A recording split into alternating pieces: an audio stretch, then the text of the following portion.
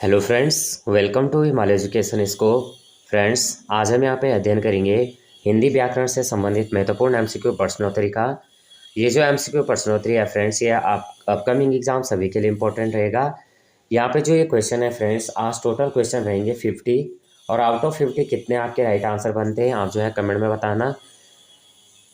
ये जो क्वेश्चन है फ्रेंड्स, ये आपके चाहे आप स्टेट का एग्ज़ाम देते हैं या आप सेंटर का कोई भी एग्ज़ाम देते हैं, सभी के लिए इम्पोर्टेंट रहेगा। और अभी आपका फ्रेंड्स यहाँ पे 8 फरवरी को सीटेट का एग्ज़ाम भी है और अन्य कोई भी स्टेट टेट होगा उसके लिए भी इम्पोर्टेंट रहेगा। केवीएस का है, केवीएस का एग्ज़ाम है, एनवीएस का एग्ज़ाम है और उसके बाद यहाँ पे आपका उत्तराखंड में जिनका वीडियो का री एग्ज़ाम भी है, वीडियो का री एग्ज़ाम है, वो भी यहाँ पे इम्पोर्टेंट क्वेश्चन रहेगा। पहला क्वेश्चन रहेगा, अपभ्रंश शब्द का प्रयोग सर्वप्रथम किसने किया था? तो हमारा राइट आंसर क्या हो जाएगा? बी हो जाएगा, पतंजलि। 84 वैष्णव की वार्ता किसकी रचना है? तो 84 वैष्णव की रचना है, ये है गोस्वामी गोकुलनाथ की। अगला क्वेश्चन है फ्रेंड्स, भारतीय संविधान के किस अनुच्छेद में हिंदी को राजभाषा घोषित किया गया है? तो क्वेश्चन नंबर 3 का हमारा क्या हो जाएगा? ऑप्शन नंबर 343 सी राइट आंसर हो जाएगा। आल्हा किस ऋतु में गाया जाता है? आल्हा किस ऋतु में गाया जाता है? ये गाया जाता है फ्रेंड्स, ऑप्शन नंबर सी, वर्षा ऋतु में। तो यहाँ पे जो यहाँ पे है कि जगनीक की रचना परमाल रासो मूल रूप से उपलब्ध नहीं है, लेकिन इसका एक अंश उपलब्ध है जिससे सामान्यतः आल्हा इनकी लोकप्रियता बरकरार है। वर्षा ऋतु में गाए जाते हैं। गांव में जाकर मेघ गर्जन के बीच किसी अलहित के ढोल के गंभीर घोष के साथ यह वीर हुंकार सुनाई देती है। 12 बरस लो कुकर जीवे अरु 13 लो जिए सियार, बरस 18 क्षत्रिय जीवे आगे जीवन को धिकार। अगला क्वेश्चन है, बिसल देव रासो, बिसल देव रासो के रचयिता हैं? तो बिसल देव रासो के रचयिता हैं, ऑप्शन नंबर बी हो जाएगा, नरपति नालह। अगला क्वेश्चन, इंदुई ए हिंदुस्तानी की रचना की है? तो क्वेश्चन नंबर 6 का राइट आंसर क्या हो जाएगा? सी हो जाएगा, गारसा द तासी। क्या हो जाएगा? गारसा द तासी। मुंडा भाषा परिवार का क्षेत्र कौन सा है? तो क्वेश्चन नंबर 7 का क्या हो जाएगा? डी हो जाएगा, छोटा नागपुर। अगला क्वेश्चन, इनमें से कौन सा कवि अष्टछाप का नहीं है? क्वेश्चन नंबर 8 का यहाँ पे डी राइट आंसर हो जाएगा, रैदास नहीं है। सूरदास हो जाएगा, कुंभन दास हो जाएगा, नंददास हो जाएगा। अनुराग बांसुरी किसकी रचना है? क्वेश्चन नंबर 9, तो सी राइट आंसर हो जाएगा, नूर महमूद। अगला क्वेश्चन है, नैन नचाय कहे मुस्काय लला फिर आयो खेलन होरी, ये काव्य की पंक्ति किस कवि की है? क्वेश्चन नंबर 10 का ए राइट आंसर हो जाएगा, पद्माकर। अगला क्वेश्चन है, सखी वे मुझसे कहकर जाते किस कवि की काव्य पंक्ति है? क्वेश्चन नंबर 11 का यहाँ पे बी राइट आंसर हो जाएगा, ये हो जाएगा मैथिली शरण गुप्त। शिव शंभु के चिट्ठे के लेखक कौन है? क्वेश्चन नंबर 12, क्वेश्चन नंबर 12 का क्या हो जाएगा? डी राइट आंसर हो जाएगा, बाल मुकुंद गुप्त। अगला क्वेश्चन है, देश विभाजन को लेकर लिखा गया उपन्यास है? तो क्वेश्चन नंबर 13 का यहाँ पे क्या हो जाएगा? बी राइट आंसर हो जाएगा, झूठा सच। अब यहाँ पे झूठा सच, तो झूठा सच यशपाल का एक महत्वपूर्ण उपन्यास है। इसके 2 खंड हैं, वतन और देश तथा देश का भविष्य। इसमें 1942 में 1942 ईस्वी से लेकर 1952 ईस्वी तक भारत को जो है कथा की आधार भूमि बनाया गया और इसमें 1942 से और 1952 ईस्वी के बीच की जो महत्वपूर्ण घटनाएं हुई थी उनको, जैसे देश विभाजन अत्यंत महत्वपूर्ण है, इनको यहाँ पे दर्शाया गया है। अगला क्वेश्चन है, धातु सेन प्रसाद के किस नाटक का पात्र है? धातु सेन प्रसाद के, यहाँ पे अलग है, धातु सेन प्रसाद के किस नाटक का पात्र है? क्वेश्चन नंबर 14 का यहाँ पे डी राइट आंसर हो जाएगा, स्कंदगुप्त। अब यहाँ पे धातु सेन जयशंकर प्रसाद के नाटक स्कंदगुप्त का पात्र है और इस नाटक के अनुसार धातु सेन स्कंदगुप्त के एक साथी का नाम है। अगला क्वेश्चन है, निम्नलिखित रचनाओं में से कौन सा यात्रा वृत्त है? तो क्वेश्चन नंबर 15 का यहाँ पे राइट आंसर क्या हो जाएगा फ्रेंड्स? ऑप्शन नंबर ए, क्या हो जाएगा? चिड़ों की पर चांदनी, चिड़ों पर चांदनी। अगला क्वेश्चन है, नया ज्ञानोदय पत्रिका के संपादक कौन है? तो क्वेश्चन नंबर यहाँ पे 16 का राइट आंसर क्या हो जाएगा? ऑप्शन नंबर बी क्या हो जाएगा, रविंद्र कालिया। नया ज्ञानोदय पत्रिका के संपादक कौन है, रविंद्र कालिया। अगला क्वेश्चन है, दक्षिण भारत हिंदी प्रचार सभा का मुख्यालय कहाँ है। तो यहाँ पे क्वेश्चन नंबर 17 का यहाँ पे क्या हो जाएगा, option number B right answer हो जाएगा, चेन्नई। अगला क्वेश्चन है, व्यंजना शक्ति का कार्य क्या है, व्यंजना शक्ति का कार्य क्या है, क्वेश्चन नंबर 18। तो डी राइट आंसर हो जाएगा, मुख्यार्थ में छिपे अकथित अर्थ को व्यक्त करना। क्या हो जाएगा, व्यंजना शक्ति का क्या कार्य है, मुख्यार्थ में छिपे अकथित अर्थ को व्यक्त करना। अगला क्वेश्चन है, विखंडनवाद के प्रवर्तक कौन है, क्वेश्चन नंबर 19। तो क्वेश्चन नंबर 19 का क्या हो जाएगा, ऑप्शन नंबर ए हो जाएगा, देरिदा। क्या हो जाएगा, देरिदा। विखंडनवाद के प्रवर्तक कौन है, ये है देरिदा। अगला क्वेश्चन है क्वेश्चन नंबर 20। यहाँ पे थोड़ा इसमें देख लेते हैं 19 के बारे में। तो विखंडनवाद यानी डीकंस्ट्रक्शन के प्रवर्तक का नाम जाक देरिदा है। क्या है, जाक देरिदा। 1930 से 2004 हैं, जो फ्रांस के दार्शनिक, भाषाविद और आलोचक हैं। अगला क्वेश्चन है, काव्य में निर्वैयक्तिकता के सिद्धांत की स्थापना किसने की है। क्वेश्चन नंबर 20 का यहाँ पे सी राइट आंसर हो जाएगा, टी.एस. इलियट। काव्य में निर्वैयक्तिकता के सिद्धांत की स्थापना जो है टी.एस. इलियट ने की थी। और इन्होंने जो काव्य में जो यहाँ पे स्थापना जो है 1888 से 1965, यहाँ पे इनका जो 1888 में इनका जन्म हुआ था, 1965 में इनका जो है यहाँ पे मृत्यु हुई थी।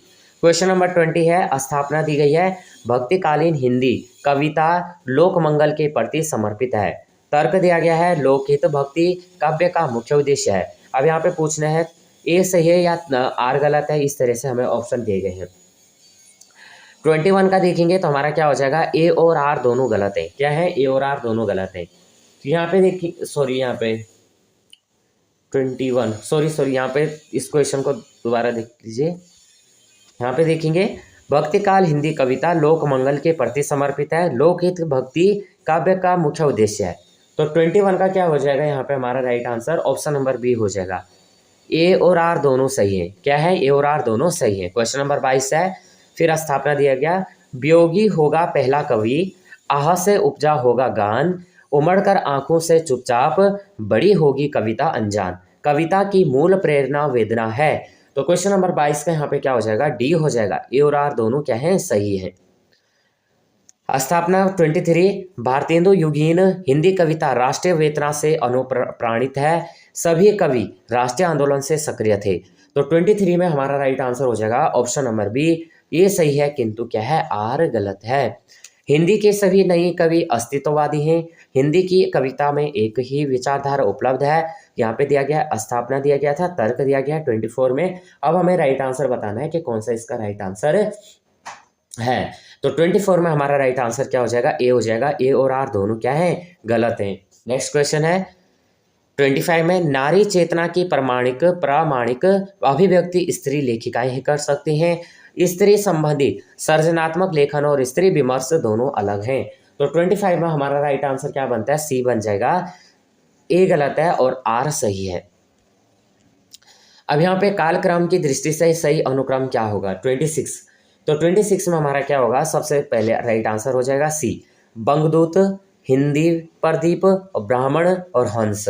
अगला क्वेश्चन, निम्नलिखित उपन्यासों का काल कर्मानुसार सही अनुक्रम क्या है। 27 में हमारा राइट आंसर क्या होता है, डी हो जाएगा। परीक्षा गुरु, कंकाल, शेखर एक जीवनी, सूरज का सातवां घोड़ा। अब जो परीक्षा गुरु, इसके उपन्यासकार कौन है, ये है लाला श्रीनिवास, और इसका जो प्रकाशन हुआ था 1882 में। कब हुआ था, 1882 में। उसके बाद कंकाल, तो कंकाल क्या है, ये है जयशंकर प्रसाद की, और इसका जो है इसको जो प्रकाशित किया गया था 1929 में। उसके बाद कौन है, शेखर एक जीवनी, तो ये किसकी है, अज्ञेय की, किसकी है, अज्ञेय की है, और इसको प्रकाशित किया गया था, ये किया गया था 1941 और 1944 में, 2 बार, 1941 और 44 में। उसके बाद कौन है, सूरज का सातवां घोड़ा, तो ये है धर्मवीर भारती का, और ये किया गया था 1952 में। तो ये हमारे क्या है, परीक्षा गुरु 1882, कंकाल 1929, और उसके बाद शेखर एक जीवनी 1941-44, और सूरज का सातवां घोड़ा 1952। अगला क्वेश्चन है,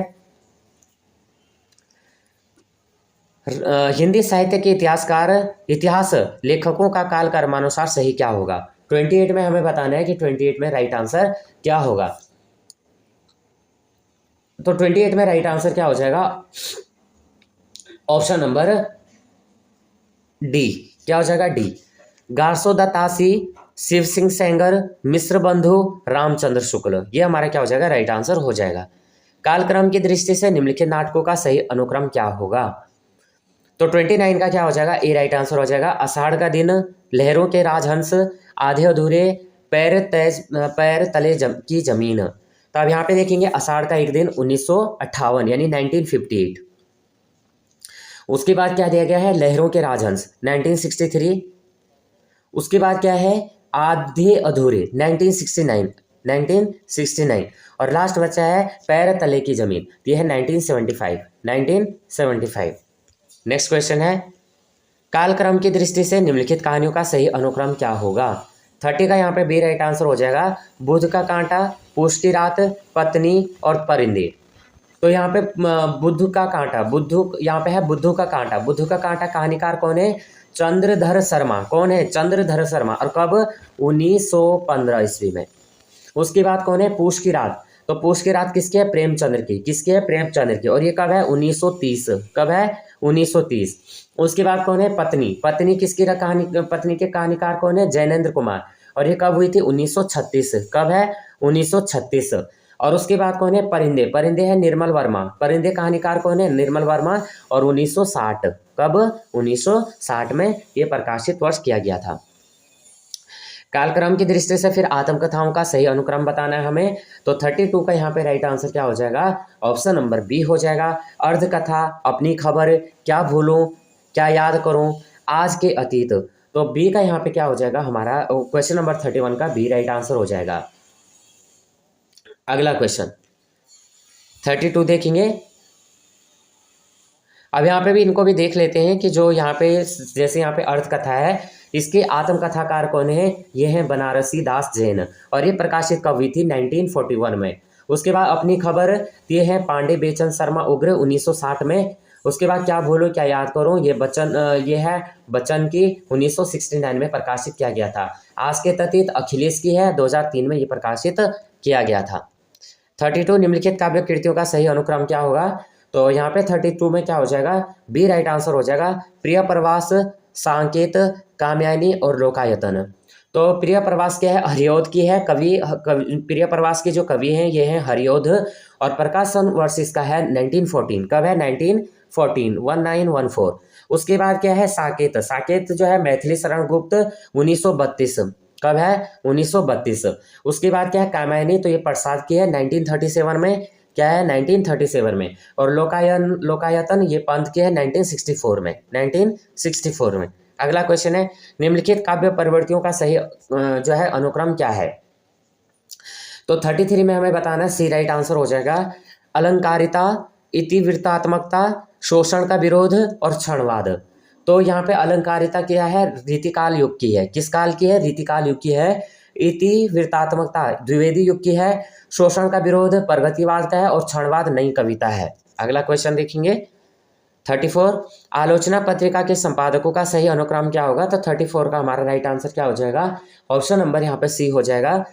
शिवदान सिंह चौहान, धर्मवीर भारती, नंद दुलारे, वाजपेयी और उसके बाद है नामवर सिंह। तो option number C right answer हो जाएगा। 35 देखेंगे, इनमें से कौन अनुक्रम संगत है?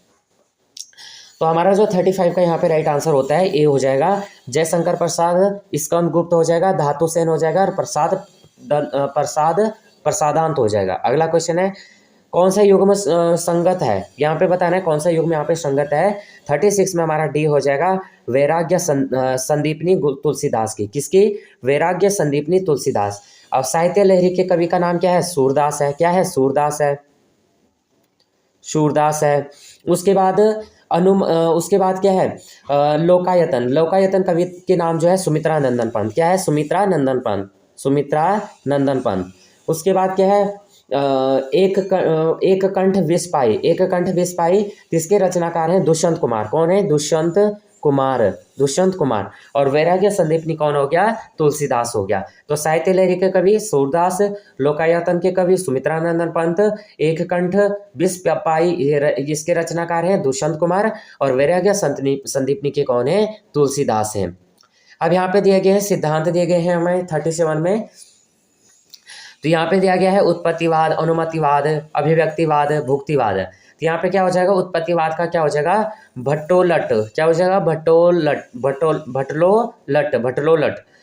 अनुमितिवाद, अनुमितिवाद का क्या हो जाएगा? ये हो जाएगा संकुक। क्या हो जाएगा? संकुक हो जाएगा, संकुक। उसके बाद क्या हो जाएगा? अभिव्यक्तिवाद। अभिव्यक्तिवाद का क्या हो जाएगा? ये हो जाएगा अभिव्यक्तिवाद। अभिव्यक्तिवाद का क्या हो जाएगा? ये हो जाएगा अभिनव गुप्त। क्या हो जाएगा? अभिनव गुप्त। उसके बाद है भुक्तिवाद। भुक्तिवाद का क्या हो जाएगा? भट्टनायक। क्या हो जाएगा? भट्टनायक, ये हो जाएगा। तो यानी क्या हो जाएगा यहाँ पे? पहले का है यहाँ पे देखेंगे तो ये हो जाएगा 3। फिर क्या हो जाएगा? अनुमितवाद, ये हो जाएगा संकुक, यानी आपका हो जाएगा 4, 3 4। फिर क्या हो जाएगा? अभिव्यक्तवाद 1 हो जाएगा, और डी का आपका 2 हो जाएगा। तो 3 4 2, 3 4 1 2। अब यहाँ पे 3 4 1 2 कहाँ पे है? तो इसमें देखेंगे 3, इसमें तो 5 दिया गया। फिर हाँ 3 5, सॉरी यहाँ पे 3 5 है, ये 5 है। 3 5 1 2, सी राइट आंसर हो जाएगा। फिर यहाँ पे इन रचनाओं को उनके रचयिताओं के साथ यहाँ पे मिलान करना है 38। तो 38 में हमें बताना है इसका राइट आंसर क्या होगा। तो सबसे पहले क्या होगा? खुमान रासो। खुमान रासो दलपत विजय हो जाएगा। उसके बाद क्या है? परमाल दासो। परमाल रासो क्या हो जाएगा? ये आपका हो जाएगा जगनिक। क्या हो जाएगा? जगनिक। उसके बाद बिसल देव रासो। तो बिसल देव रासो क्या हो जाएगा? ये हो जाएगा नरपति नालह। और पृथ्वीराज रासो ये आपका हो जाएगा चंद्रबरदाई।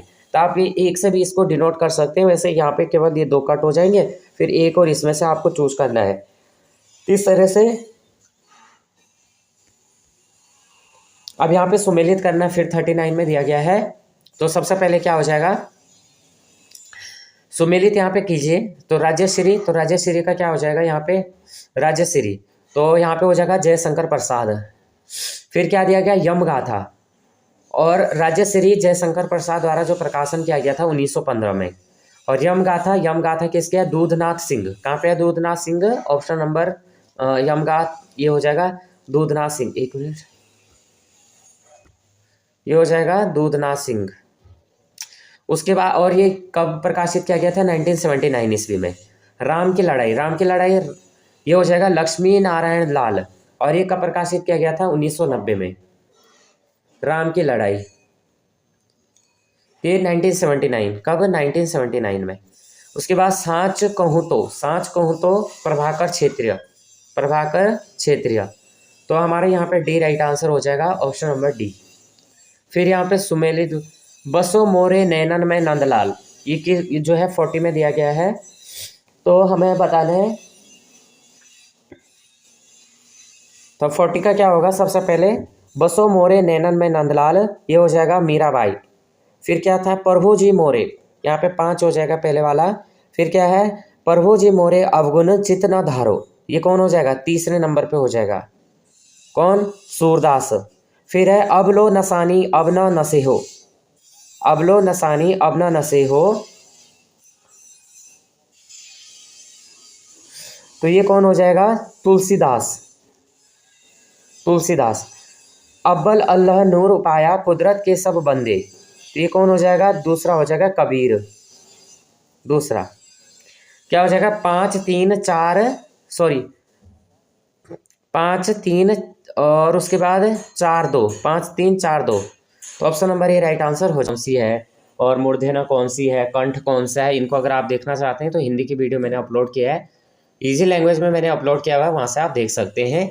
तो इसको हम देख लेते हैं। सबसे पहले स्वर ध्वनियाँ, तो ये आपका हो जाएगा अंग अह आए ओ। तो ऑप्शन नंबर यहाँ पे क्या हो जाएगा? 4 हो जाएगा। तालव्य ध्वनियाँ, ये हो जाएगा च छ ज झ, च छ ज झ, आप ऐसे भी देख सकते हैं। अल्प प्राण ध्वनियाँ देखेंगे तो ये क्या हो जाएगा? अल्प प्राण में ये हो जाएगा तीसरे में क त प ट, क्या हो जाएगा? क त प ट। और घोष देखेंगे तो हो जाएंगे घ अक्ष ध भ। तो ये हमारे क्या हो जाएंगे, तो ऑप्शन नंबर यहाँ पे देखेंगे डी राइट आंसर हो जाएगा। अगला क्वेश्चन करेंगे, सुमेलित कीजिए क्रोचे, आई ए रिचार्ड्स, कॉलरिज और इलियट। तो हमें यहाँ पे 42 का राइट आंसर बताना है। तो सबसे पहले देखेंगे क्रोचे। तो क्रोचे क्या हो जाएगा, अभिव्यंजनावाद हो जाएगा। आई ए रिचार्ड, तो आई ए रिचार्ड्स क्या हो जाएगा, ये हो जाएगा संप्रेषण सिद्धांत। क्या हो जाएगा, संप्रेषण सिद्धांत। कॉलरिज क्या हो जाएगा, कॉलरिज हो जाएगा हमारा कल्पना। क्या हो जाएगा, कल्पना हो जाएगा। और इलियट क्या हो जाएगा, इलियट हो जाएगा हमारा संप्रेषण सिद्धांत। क्या हो जाएगा, संप्रेषण सिद्धांत। तो क्रोचे अभिव्यंजनवाद, आई ए रिचार्ड्स संप्रेषण सिद्धांत, कॉलरिज हो जाएगा हमारा कल्पना, और इलियट हो जाएगा निर्व्यक्तिता का सिद्धांत हो जाएगा। ऑप्शन नंबर 3 हो जाएगा। तो 42 का हमारा बी राइट आंसर हो जाएगा। अगला क्वेश्चन करेंगे, इनमें से कौन सा उदाहरण रचना और रचनाकार के संबंध से संगत है। तो 43 में हमारा क्या हो जाएगा, ऑप्शन नंबर ए हो जाएगा, संत हृदय नवनीत समाना। अगला क्वेश्चन करेंगे, अच्छा सॉरी यहाँ पे इसको मैच करना, ये भी मैच वाला है। तो संत हृदय नवनीत समाना ये है इसको देखेंगे तो इसमें क्या दिया गया है, ये हो जाएगा आपका तुलसीदास। क्या हो जाएगा, तुलसीदास। काहेरी नलिनी तो कुमहि हालिनी, ये आपका क्या हो जाएगा, कबीर। काहेरी नलिनी तो कुमहि लानी। अमिय हलाहल मद भरे, तो ये क्या हो जाएगा, ये हो जाएगा रसलीन। और अगला है मेरी भव बाधा हरो, ये हो जाएगा बिहारी। क्या हो जाएगा, संत हृदय नवनीत समान तुलसीदास, काहिरी नलिनी तो कुमहि लानी, कबीर, अमिय हलाहल मद भरे, रसलीन, मेरी भव बाधा हरो, ये बिहारी हो जाएगा। तो ऑप्शन नंबर यहाँ पे एक राइट आंसर हो जाएगा। इन बोलियों को उनके बोली क्षेत्र से सुमेलित कीजिए। तो यहाँ पे दिया है ब्रजभाषा, भोजपुरी, मैथिली, अवधी। तो यहाँ पे जो हमारा 44 है, तो सबसे पहले क्या हो जाएगा, ब्रजभाषा, तो ये हो जाएगा आपका ये हो जाएगा अलीगढ़। ब्रजभाषा ये हो जाएगा अलीगढ़। उसके बाद क्या हो जाएगा, भोजपुरी, तो भोजपुरी आपका कहाँ हो जाएगा, छपरा। कहाँ हो जाएगा, छपरा। मैथिली आपका क्या हो जाएगा, दरभंगा। क्या हो जाएगा, दरभंगा। और अवधी आपका क्या हो जाएगा, सुल्तानपुर। क्या हो जाएगा, सुल्तानपुर।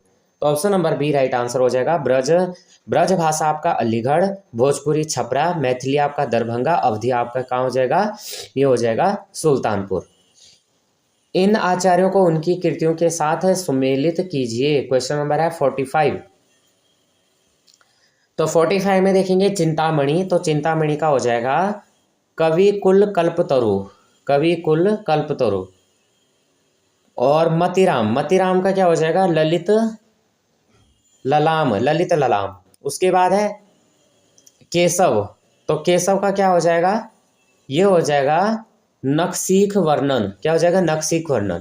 और भिखारी दास, तो भिखारी दास का क्या हो जाएगा, ये हो जाएगा काव्य निर्गुण। क्या हो जाएगा, काव्य निर्गुण। 45 का राइट आंसर क्या हो जाएगा, ऑप्शन नंबर डी। अगला क्वेश्चन करेंगे, अध्याय है यहाँ पे 46 है। निम्नलिखित गद्य अवतरण को ध्यानपूर्वक पढ़ें और उससे संबंधित प्रश्नों के उत्तर दिए गए बहु विकल्पों में से सही विकल्प को चुनें। कविता विश्व का अनंतरतम संगीत है। अंतरतम संगीत है। क्या हो जाएगा, अंतरतम संगीत है। उसके आनंद का रोमहास है, उसमें हमारी सूक्ष्मतम दृष्टि का मर्म प्रकाश है। जिस प्रकार कविता में भावों का अंतरस्थ हस्तस्पंदन अधिक गंभीर, परिस्फुट तथा परिपक्व रहता है, उसी प्रकार छंदबद्ध भाषा में भी राग का प्रभाव, उसकी शक्ति अधिक जागृत, प्रबल तथा परिपूर्ण होती है। राग ध्वनि लोक की कल्पना है, जो कार्य भाव जगत में कल्पना करती है, वह कार्य शब्द जगत में राग दोनों अभिनय। यदि किसी भाषा के छंदों में भारतीय के प्राणों में शक्ति तथा स्फूर्ति संचार करने वाले उसके संगीत को अपनी उन्मुक्त झंकारों के पंखों में उड़ने के लिए प्रशस्त क्षेत्र तथा विशदाकाश न मिलता हो, वह पिंजरबद्ध कीर की तरह छंद के अस्वाभाविक बंधनों से कुंठित हो उड़ने की चेष्टा में छटपटाकर गिर पड़ता हो, तो उस भाषा में छंदबद्ध काव्य का प्रयोजन ही क्यों? प्रत्येक भाषा के छंद उसके उच्चारण संगत के अनुकूल होने चाहिए। जिस प्रकार पतंग डोर के लघु गुरु संकेतों की सहायता से और भी ऊंची उड़ती है, उसी प्रकार कविता का राग भी छंद के इंगितों से दृप्त तथा प्रभावित होकर अपनी ही उन्मुक्ति में अनंत की ओर अग्रसर होता जाता है। हमारे साधारण वार्तालाप में भाषा संगीत को जो यथेष्ट क्षेत्र नहीं प्राप्त होता है, उसी की पूर्ति के लिए काव्य में छंदों का प्रादुर्भाव हुआ है। कविता में भावों के प्रागढ़ संगीत की भाषा संगीत के साथ भाषा का संगीत भी पूर्ण परिपुष्ट होना चाहिए, तभी दोनों में संतुलन रह सकता है। अब यहाँ पे 46 है, कविता का राग छंद से दृप्त होता है। तो 46 में हमारा क्या हो जाएगा? राइट आंसर सी हो जाएगा। यह कथन सही है। कविता में छंदों का अस्वाभाविक बंधन है, तो 47 का बी हो जाएगा, उसका निषेध करना चाहिए। राग और कल्पना में क्या संबंध है? तो 48 का क्या हो जाएगा? ए हो जाएगा, परस्पर अभिन्न है। छंद के इंगित से कविता का राग है 49, तो 49 का क्या हो जाएगा? डी हो जाएगा, अनंत की ओर अग्रसर होता है। भाषा का संगीत किसका उपकारक है? तो भाषा का संगीत किसका उपकारक है? यह है छंद का। तो यहाँ पे फ्रेंड्स हमारे हिंदी में जो है 50 क्वेश्चन कंप्लीट हुए। आउट ऑफ 50 कितने आपके राइट आंसर बनते हैं आप कमेंट में बताना। वीडियो हेल्पफुल लगेगी तो प्लीज़ वीडियो को लाइक शेयर और सब्सक्राइब करना। अगर आप पेडागोजी पढ़ना चाहते हैं तो पेडागोजी जो है मैं नेक्स्ट चैनल है देवभूमि क्रेजी एजुकेशन, वहाँ पे अपलोड करता हूँ, वहाँ पे आप देख सकते हैं।